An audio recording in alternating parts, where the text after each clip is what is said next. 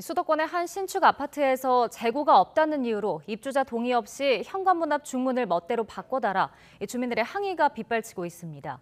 작업 자체도 부실했는데 정작 업체는 잘못을 인정하면서도 반년 넘게 아무런 조치를 하지 않아 갈등이 이어지고 있습니다.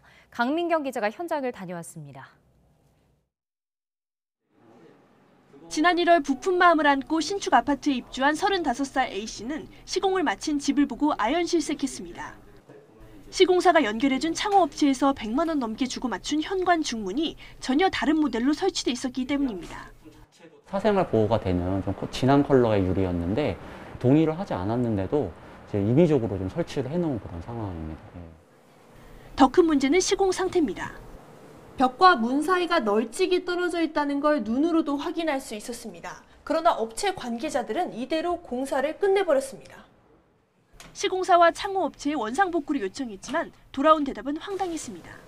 확실히 문제가 있다라고 말씀을 하셨는데도 그거에 대해서 뭐 환불이나 이런 대안보다는 그냥 임시방편으로 뭘 벽에다가 뭘 부착을 해서 뭐 수정을 해주겠다든지 이런 식의 지금 말만 하고 계시고, 근본 원인은 해결하지 않은 채 책임을 미루길 반년째.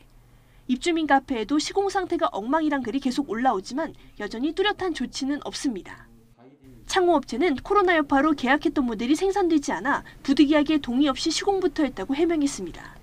저희한테 공사를 먼저 좀 진행을 해달라라고 말씀 주셔가지고 저희도 조금 불가피하게 공사를 좀 먼저. 하자 보수 요청에는 최대한 빨리 하겠다면서도 기한을 못 박진 않았습니다. 건설사도 비슷한 입장입니다. 이런 민원이 들어왔다는 얘기는 전해주지를 못했어요. 만약 설치 상태가 불량하다면 당연히 하자 보수를 저희가 적극적으로 할 예정이고요. 전문가들은 법적으로 하자 발생 세대에 대해서는 시공사가 책임지고 수리해야 할 의무가 있다고 말합니다. 공동주택관리법에 따라서요, 제30조에 보면 하자 보수 보증금이라는 게 있어요. 하자에 대한 전체적인 현황을 좀 파악을 하셔가지고.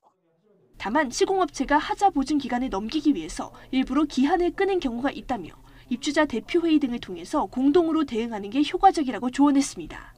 YTN 강민경입니다.